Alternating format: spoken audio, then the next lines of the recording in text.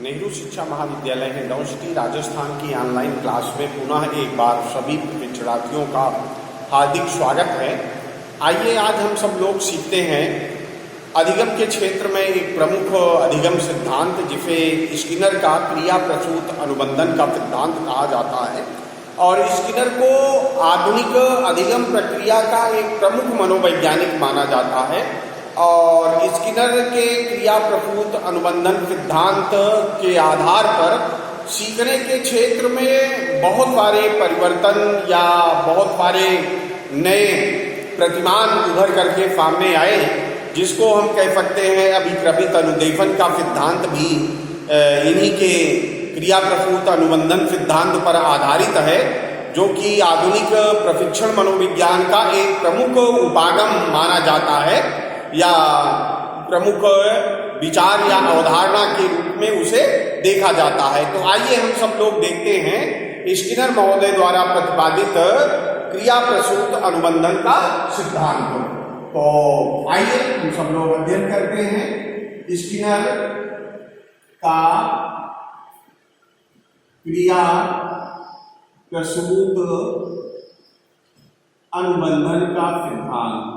अनुबंधन का सिद्धांत हम सब लोग जानते हैं कि स्किनर संयुक्त राज्य अमेरिका के एक महान मनोवैज्ञानिक हैं और इन्होंने सीखने के क्षेत्र में जो परिवर्तन किया वो पावलो के शास्त्रीय अधिगम को आधार बनाया। ध्यान देने वाली बात यह है कि शास्त्रीय अधिगम के सिद्धांत में पावलो ने प्रयोज्य को या कुत्ते को निष्क्रिय बना रखा था और निष्क्रिय बना रखा था। कुत्ता ना तो हिल सकता था, ना डुल सकता था, ना आगे जा सकता था और कुत्ते के द्वारा जो प्रतिक्रिया या अनुकूलित अनुक्रिया की जा रही थी वो एक प्रकार से कह लीजिए प्रतिवादी अनुक्रिया के अंतर्गत आता है। प्रतिवादी अनुक्रिया का मतलब यह है कि जब कोई स्वाभाविक उद्दीपन जो भोजन के रूप में उसे दिखाई दिया जाता था या दिखाया गया, तो जाहिर सी बात है कोई भी प्राणी है या पशु है तो भोजन को देख करके उसके मन में या मस्तिष्क में लार का आ जाना या मुंह में लार का एकत्रित हो जाना एक प्रकार से वो प्रतिवादी प्रतिक्रिया थी। लेकिन स्किनर ने अपने सिद्धांत को क्रिया प्रसूत अनुबंधन का सिद्धांत कहा या इसे नैमित्तिक अनुबंधन का सिद्धांत भी कहा जाता है। इस सिद्धांत के अंतर्गत जो प्रयोज्य है वो कार्य करने के लिए स्वतंत्र है। वो घूम सकता है, टहल सकता है, इधर आ सकता है, उधर जा सकता है, कुछ भी कर सकता है। तो क्योंकि स्किनर का जो क्रिया प्रसूत अनुबंधन का सिद्धांत है, इनका सिद्धांत शास्त्रीय सिद्धांत के बाद में आया हमारे सम्मुख, तो इन्होंने शास्त्रीय सिद्धांत के अंतर्गत कहा कि क्रिया दो प्रकार की होती है।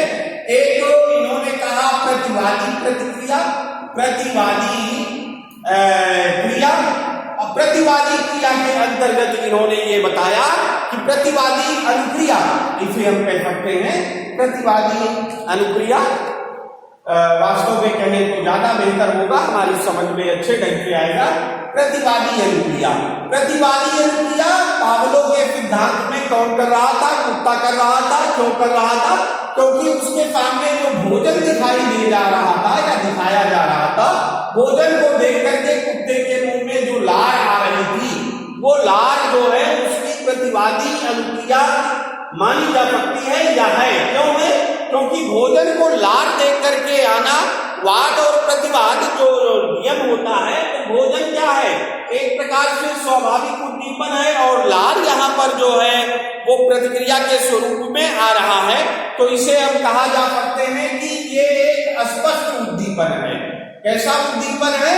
अस्पष्ट उद्दीपन है और अस्पष्ट उद्दीपन के साथ जो क्रिया है वो लार के रूप में उसे कहा जा सकता है। क्रिया का जो स्वरूप है वो अनैच्छिक है। कैसा है? अनैच्छिक है। अनैच्छिक क्यों है?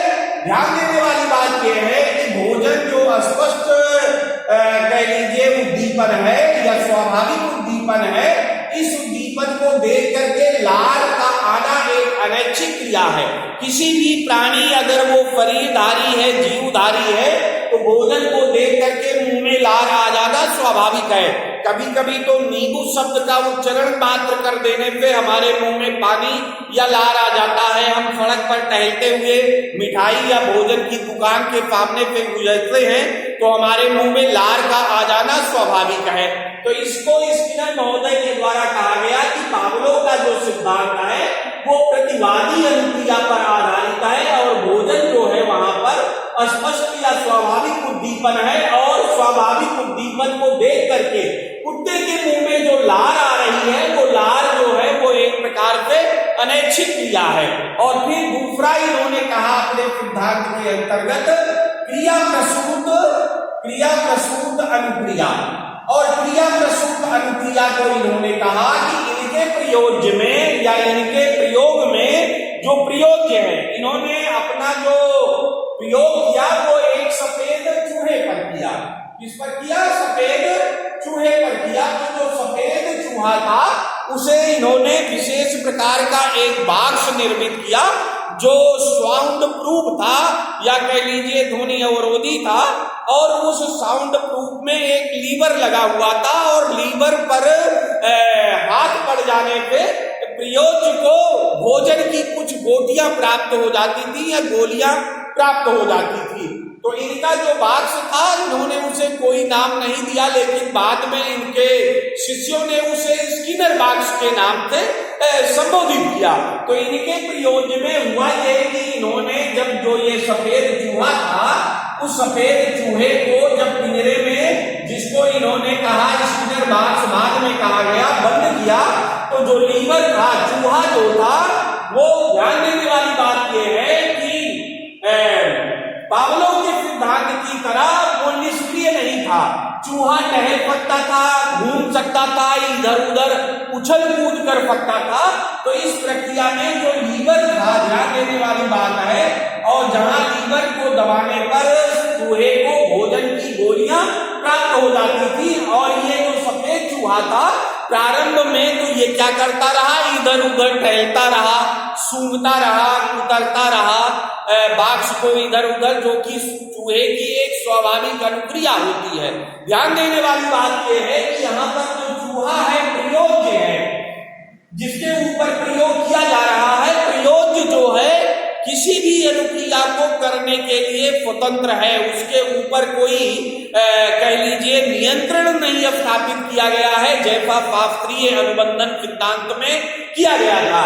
तो यहाँ पर नैमित्तिक अनुबंधन सिद्धांत में या क्रिया प्रसूत अनुबंधन सिद्धांत में जो चूहा है वो कोई भी अनुक्रिया करने के लिए स्वतंत्र है।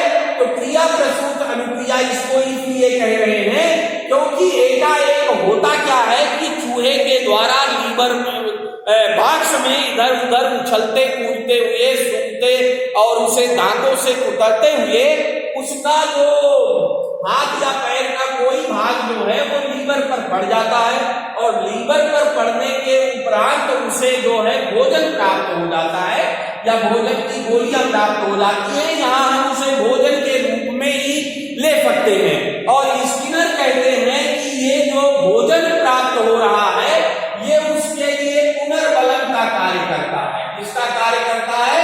पुनर्बलन का कार्य करता है। और स्किनर कहते हैं कि ये जो क्रिया प्रसूत अनुक्रिया है ये पुनर्बलन प्राप्त होने पे और पुष्ट होती है या मजबूत होती है। अब ये पुष्ट और मजबूत क्यों होती है? स्किनर इसको कहते हैं कि जैसे ही सफेद चूहे के द्वारा या प्रयोज्य जो है उसके द्वारा उपयुक्त अनुक्रिया या उसको हम यहाँ पर कह सकते हैं वांछित अनुक्रिया की जाती है, वैसे ही तत्काल उसे पुनर्बलन प्राप्त हो जाता है। स्किनर महोदय का ये मानना रहा है कि अधिगम प्रक्रिया में या क्रिया प्रसूत अनुबंधन के सिद्धांत को हम और ज्यादा फलदायक, लाभदायक बनाना चाहते हैं, उपयोगी बनाना चाहते हैं, तो ये जो वांछित अनुक्रिया है जिसे हम प्रयोज्य से कराना चाहते हैं, अगर वांछित अनुक्रिया सही ढंग से की गई है तो पुनर्बलन देने में देरी नहीं की जानी चाहिए।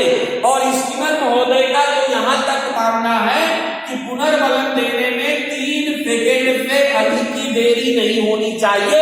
यदि 3 सेकंड से अधिक की देरी की जाती है तो कहने का मतलब जो वांछित अनुक्रिया है उसका मतलब अनुक्रिया मजबूत नहीं होगी या पुष्ट नहीं होगी।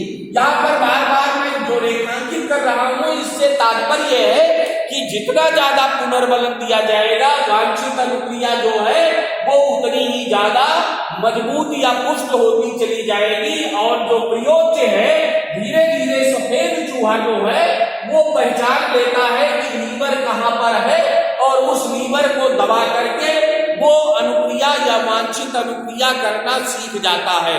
तो स्किनर महोदय कहते हैं कि सीखने की प्रक्रिया में जो प्रतिवादी अनुक्रिया है उसको तो यस आर थ्योरी कहा जा सकता है। एस आर का मतलब स्टिमुलस, स्टिमुलस का मतलब स्पष्ट उद्दीपन और आर का मतलब रिस्पांस अनुक्रिया।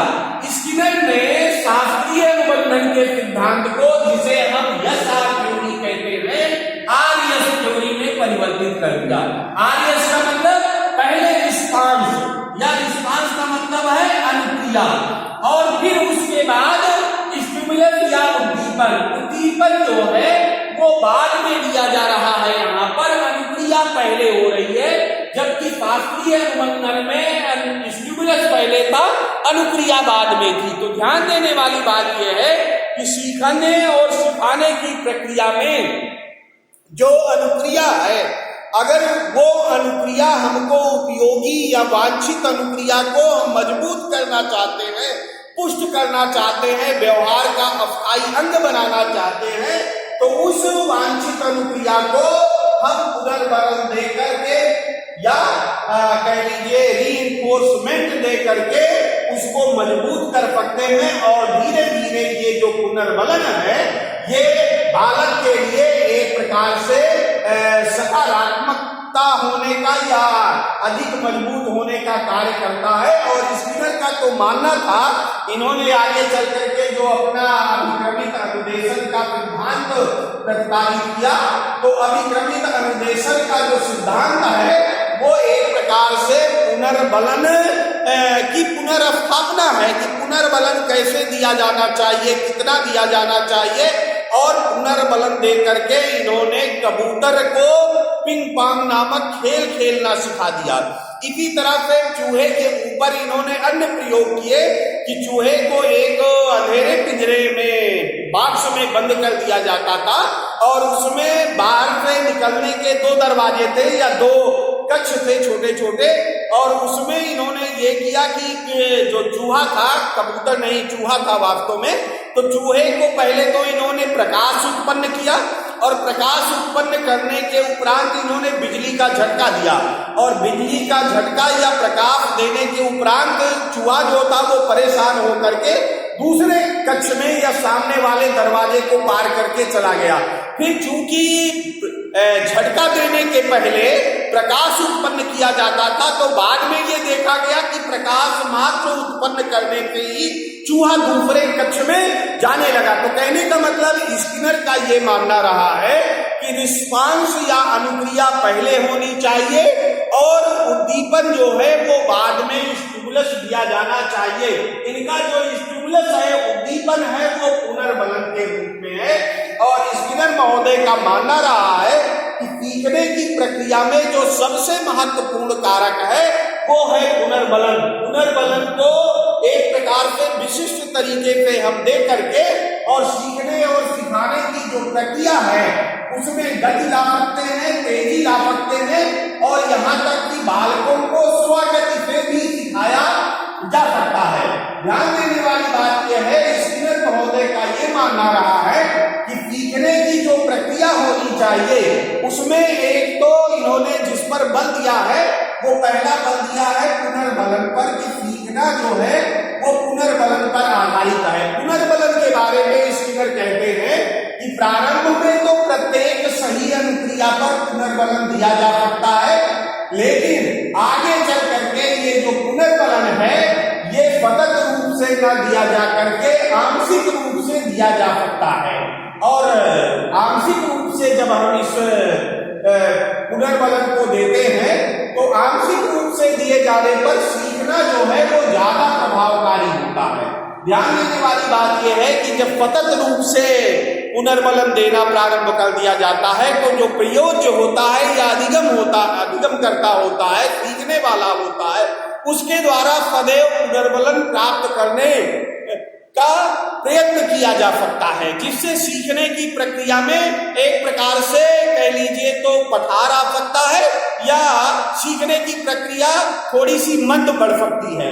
तो स्किनर महोदय का मानना है कि पुनर्बलन जो है वो प्रारंभ में तो सही अनुक्रिया पर होना चाहिए, लेकिन आगे चल करके जब अधिगम करता या प्रयोज्य जो है सीखना काफी हद तक संपन्न कर ले तो फिर पुनर्बलन जो है उसको आंशिक आधार पर या कह लीजिए विराम पुनर्बलन के द्वारा भी किसी अनुक्रिया पर दिया जाए और किसी पर ना दिया जाए, तो इससे प्रयोज्य को सीखने की जो अभिप्रेरणा है वो सतत रूप से प्राप्त होती रहती है।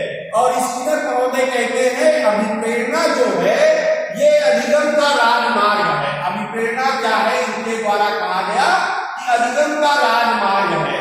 और व्यक्ति को अभिप्रेरित कौन करता है? ये जो पुनर्बलन है, प्रशंसा है, ये बालकों को प्रेरित कर सकती है, आगे उन्हें अभिप्रेरित करती है या अभिप्रेरणा को बनाए रखना, जारी रखना, अधिगम प्रक्रिया को सशक्त बनाना या मजबूत बनाना कहा जा सकता है।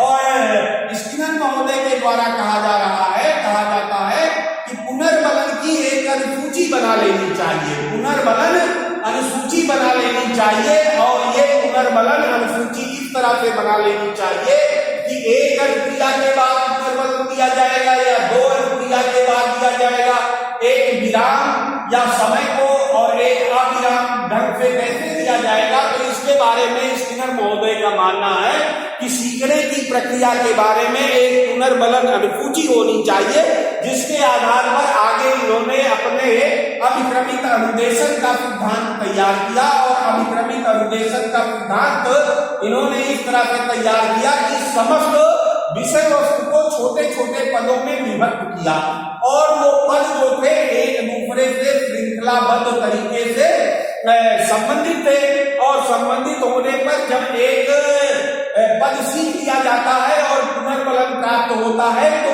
अभिप्रेरणा सदैव बनी रहती है और अगले पद को सीखने के लिए बालक या अधिगम करता जो है, प्रयोज्य जो है वो प्रोत्साहित होता है। तो इसी आधार पर इन्होंने अधिगम के क्षेत्र में आगे चल करके अभिक्रमित अनुदेशन का सिद्धांत जो है वो प्रतिपादित किया। और स्किनर कहते हैं तीसरा जो है अंतर्नोद है। अंतर्नोद का मतलब है, अंतर्नोद प्राणी की वो विशेषता है जो ये उसके अंदर किसी कार्य को करने की इच्छा जागृत करता है। ध्यान देने वाली बात यह है कि इन्होंने अपने प्रयोज्य को या चूहे को जो पिंजरे में रखा था, ये देखा कि जब उसे भूखा रखा जाता था या वो भूखा होता था या उसे भूख अधिक लगी होती थी तो वो ज्यादा प्रयत्न करता था। तो कहने का मतलब सीखने वाले के मन में अंतर्नोद या चालक ड्राइव सदैव जो है ये क्रियाशील होना चाहिए या सक्रिय होना चाहिए। जितना अंतर्नोद होगा उतना ही सीखने की जो प्रक्रिया है वो प्रासंगिक होगी या अच्छे ढंग से संचालित हो सकती है। जाहिर सी बात है कोई भी प्राणी अनुक्रिया तब ज्यादा करता है, वांछित अनुक्रिया जब उसके मन में उस चीज को प्राप्त करने की इच्छा होती है। एक प्रकार से अंतर्नोद उत्पन्न होने के कारण जो प्राणी की अनुक्रिया है वो लक्ष्योन्मुख हो जाती है। क्या हो जाती है? लक्ष्योन्मुख रहती है या लक्ष्य की तरफ सदैव उन्मुख रहती है, जिससे सीखने और सिखाने की जो प्रक्रिया है वो संचालित होती रहती है। और चौथा स्किनर ने कहा था सेफ्टी। सेफ्टी में एक शब्द है जिसको हम इस रूप में कह सकते हैं कि इसको स्किनर ने कहा था क्रमिक सन्निकट विधि। क्रमिक सन्निकट विधि कह सकते हैं। स्किनर कहता है कि सीखने की प्रक्रिया में जब सही अनुक्रिया हो तभी पुनर्बलन नहीं दिया जाना चाहिए, वरन वांछित अनुक्रिया करने के लिए प्राणी जब थोड़ा सा उस ओर आगे बढ़े तभी पुनर्बलन दिया जा सकता है। उदाहरण के लिए इन्होंने अपने प्रयोग में जब चूहा लीवर की तरफ आगे बढ़ता है तब भी उसे भोजन दिया जाता है।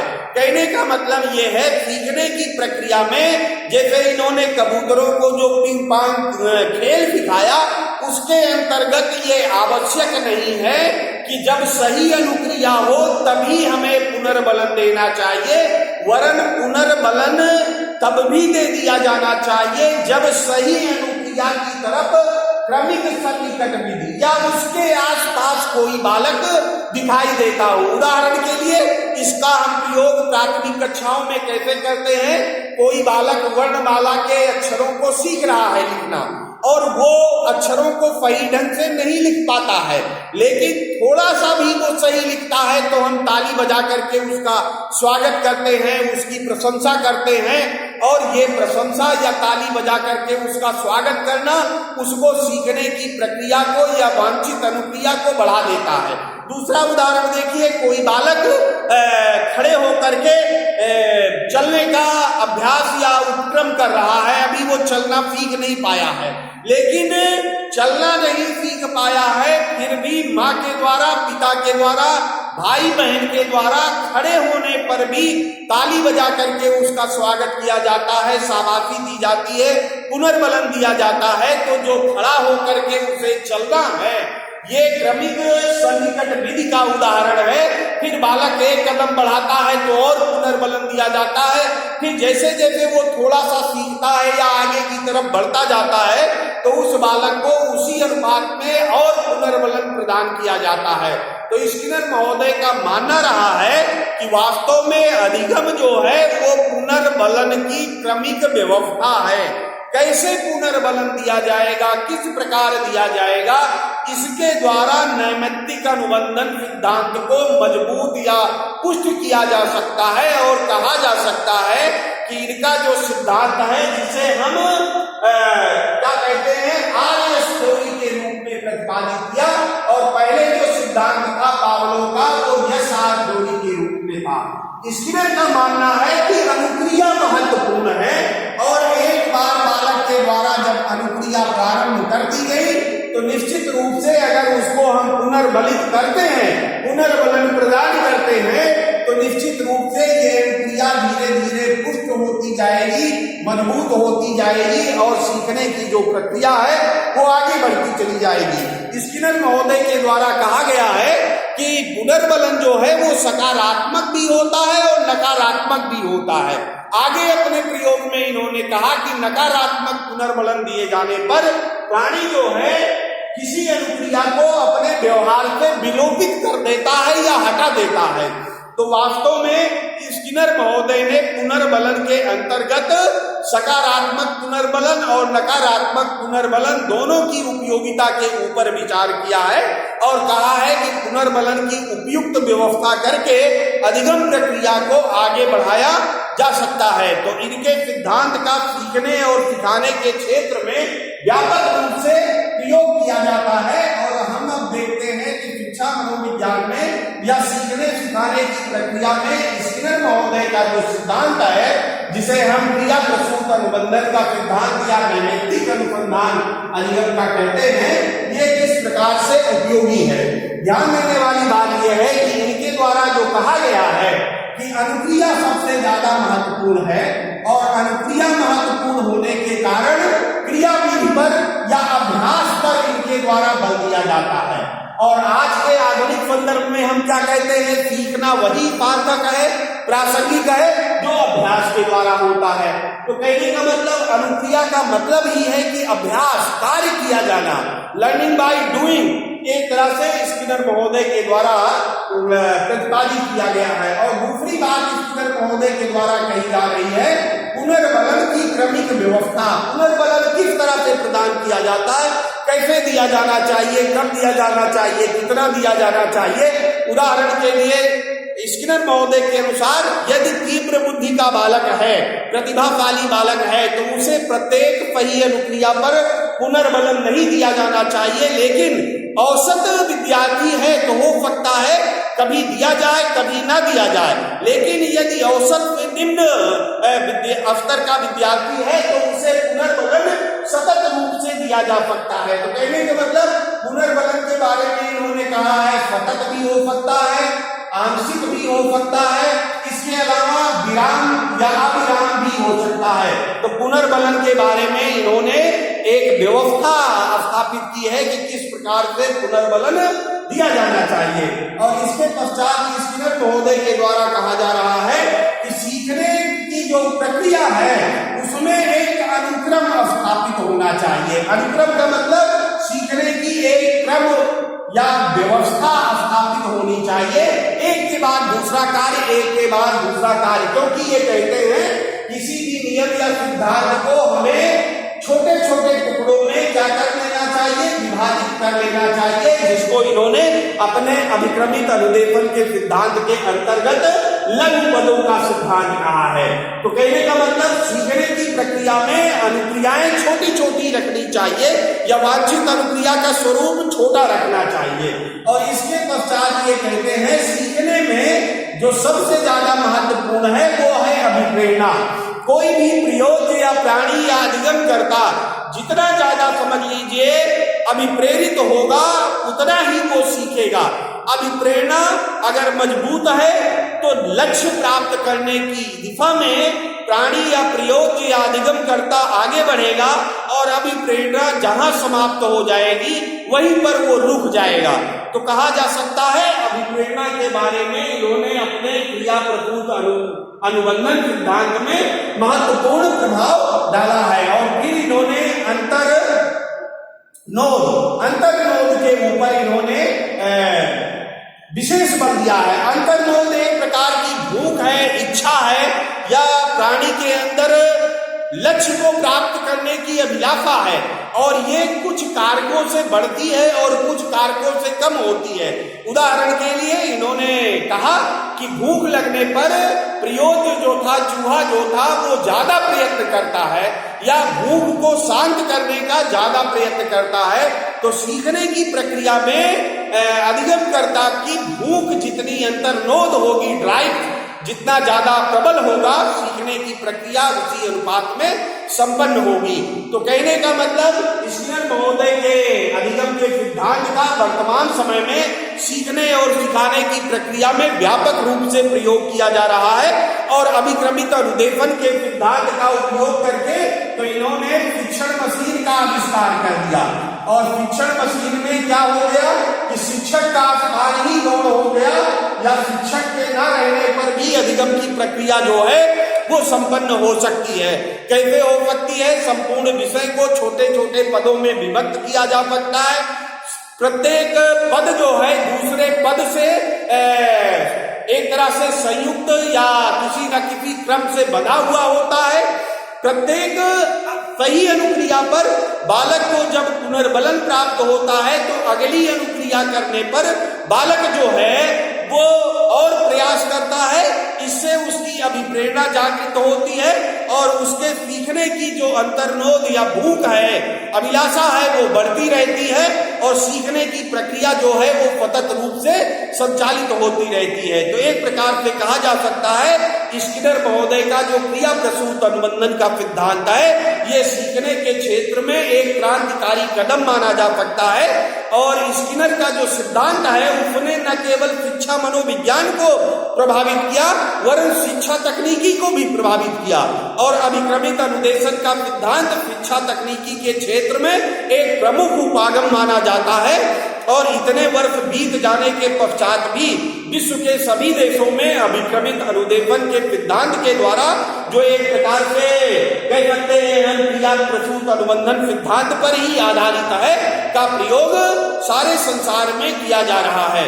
तो स्किनर एक प्रमुख मनोवैज्ञानिक थे जिन्होंने क्रिया प्रसूत अनुबंधन के सिद्धांत के द्वारा जो शास्त्रीय अनुबंधन सिद्धांत का की मान्यता थी, अवधारणा थी, जिसको हम कहते हैं यस आर थ्योरी, यस का मतलब है स्टिमुलस और आर का मतलब है रिस्पांस, उसको बदल करके इन्होंने क्या कर दिया आरएस थ्योरी।